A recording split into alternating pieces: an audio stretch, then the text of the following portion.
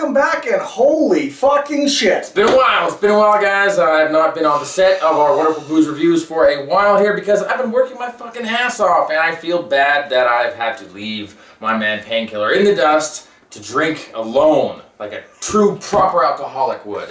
But we're back. I'm much better now. Yes, definitely. We have some very special beers.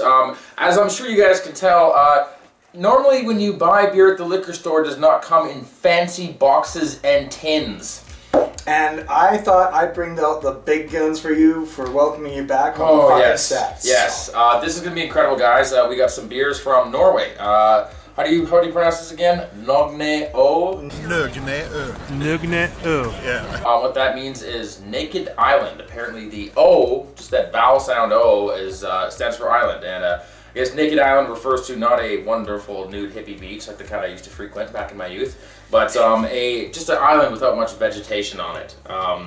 I don't really know why it references that. I assume they don't brew it on an island, they brew it in Norway. Probably. Well, they do. I mean, like that, the Aurora Australis, yeah. They brewed that on a ship. Well, they brewed it in Norway, in Australia, yeah. And then they put it on the ship in the wine barrels, and then they shipped it up to Norway to have it bottled. Yeah, and it matured and fermented along the way. So technically speaking, they didn't do all their brews like that. Yeah, a lot of them they did at sea apparently. So as you guys see here, we have a Red Horizon, and I do believe it's the 3rd edition, and the Dark Horizon, which is the 4th edition. Okay. Now, looking up on the Rate Beer place, this is rated at a 98. 98 or 96. So. Yeah. And this was a solid 100. So these are going to be good beers, and these are going to be like world-class beers. I assume that this cost $1 million and that cost $500,000.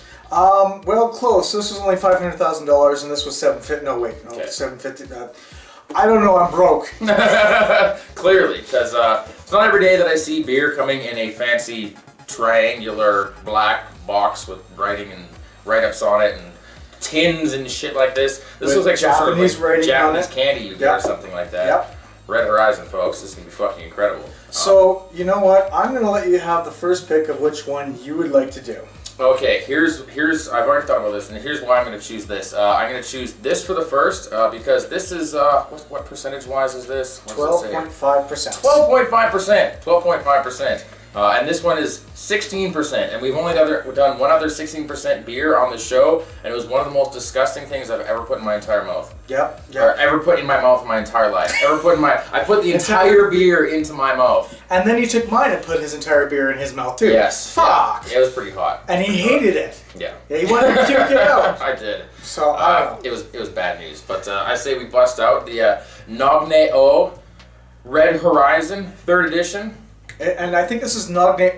Nogne. Yeah. To any of my Norwegian friends out there, I'm sorry. And to anyone that's watching from Norway, I'm sorry too. It comes wrapped like a present. This is gonna be fucking incredible. All right. Oh, look at that.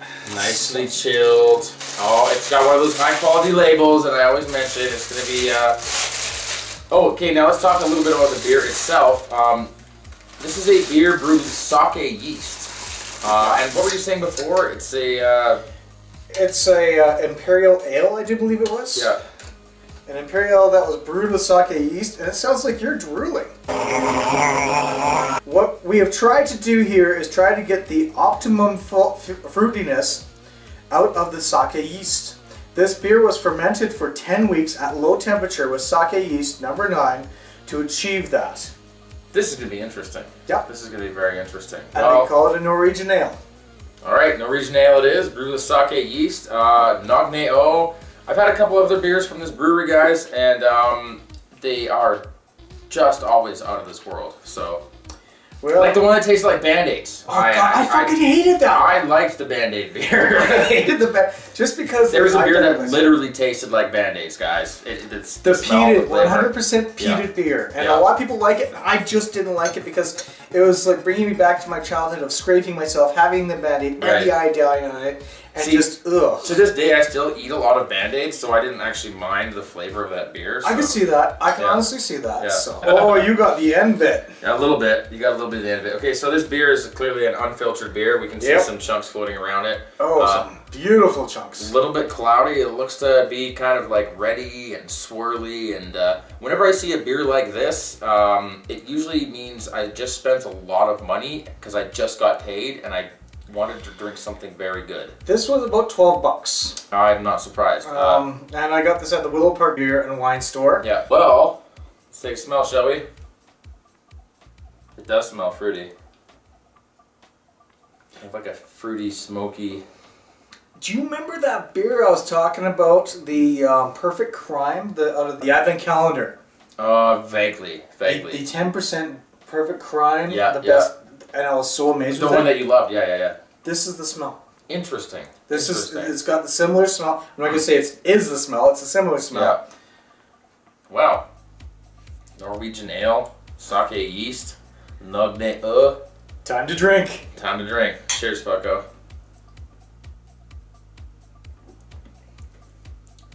That is strange. Oh yeah. The second it hits your tongue, it tastes salty.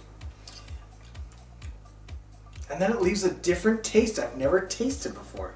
This is something completely new to me.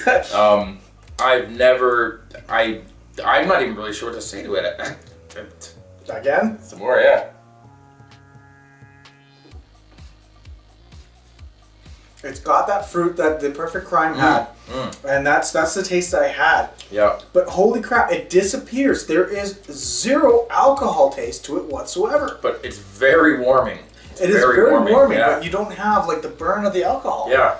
Yeah, definitely not. There's no burn whatsoever. Like I feel a warming sensation in my throat and my stomach quite immediately, but nothing. Nothing going down the throat. Like it's not after a bit. It doesn't taste like drinking like a 12.5% wine or anything. No. To me, my first initial impression is the second it hits my tongue, it tastes, just for a split second, it tastes like salt water almost. Salt water, like an iodized salt. Yeah. But then that dissipates almost instantly, and then it's like this very deep, fruity, smoky, incredibly complicated flavor. Yeah. And I'm having difficulty putting this into words. Anytime I've seen a unfiltered beer like this with this sort of sediment into it, it's always been a remarkably complicated flavor to describe. Delicious though. Yeah, I would say delicious. See, the hard part about these goddamn beers is they're expensive. Yeah. But they go down so nice. They go down very nice. Yeah. They go down very nice.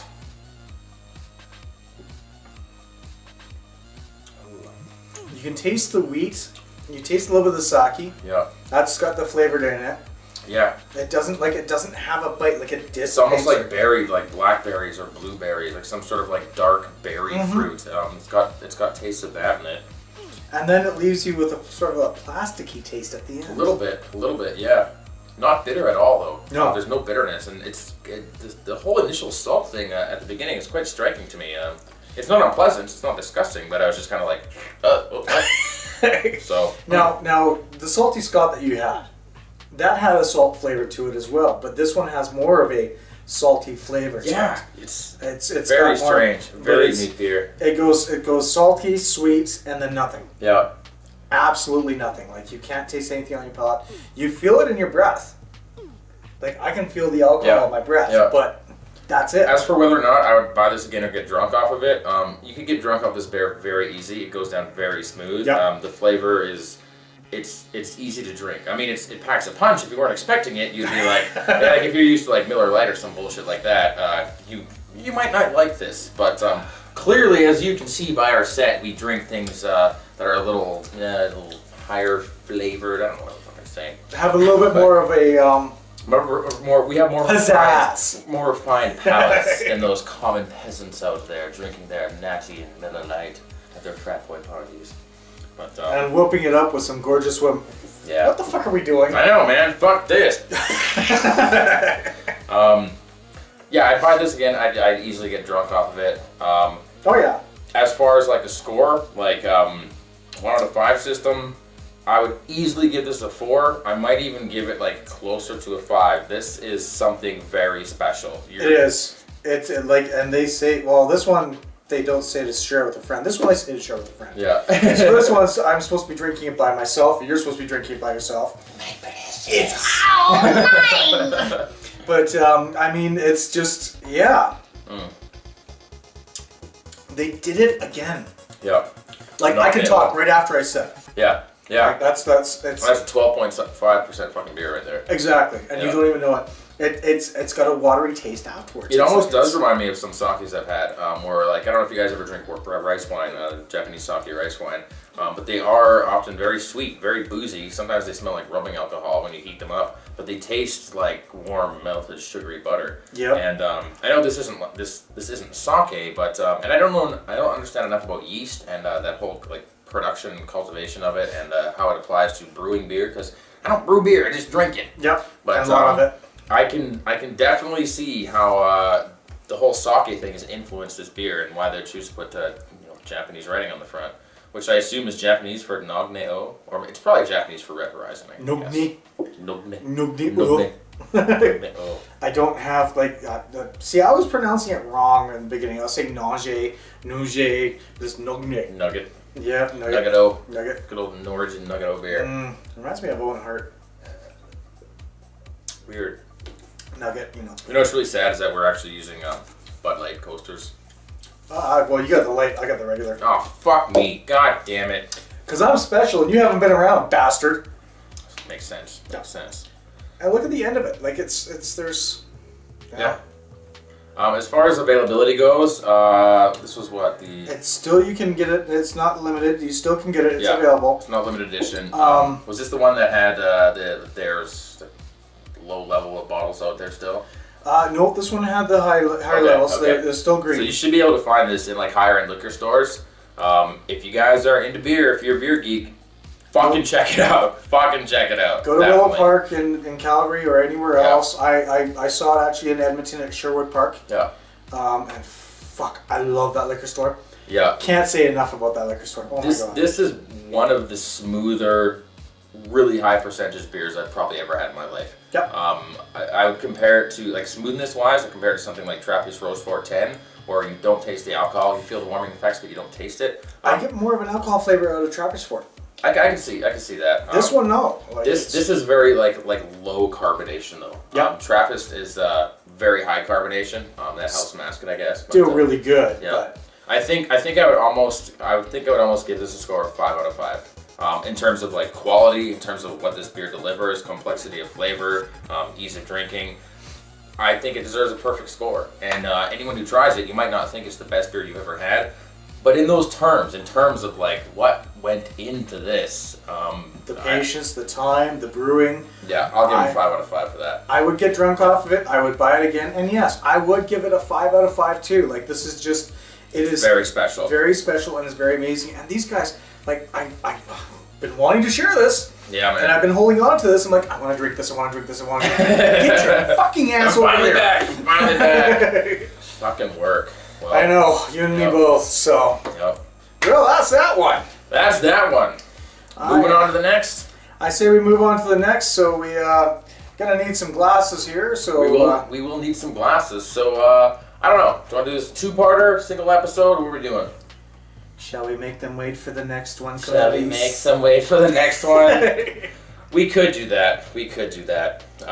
If you guys want to see the Dark Horizon 4th edition, if it's anything like this one, it's going to be fantastic. However, like I said before, this is a 16% beer. The last 16% beer I had was the worst beer. It was disgusting. I know. Want to pull my cheeks off and throw them on the ground just thinking of the flavor. But, I know. Well, this has got to be better.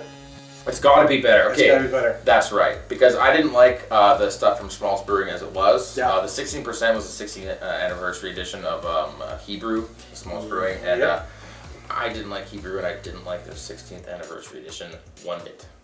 It was bad. It was very bad. It was very bad. So on the next episode, folks, we're gonna be doing this in 2 episodes because, well, you guys have a short attention span. That's right. Or is it us that do? Bird. A little bit of both, I think. Okay. Anyways, guys, we'll see you guys again on the next episode. And in the meantime, drink a lot of beer. Just drink a lot of beer. Just don't drive. That's It's a long weekend. Yeah. I want to make it home in one piece. Me too. PK, we'll see you next time. Johnny Old School for Booze Reviews. Time to rock and roll. We're out of Okay, here. fuckos.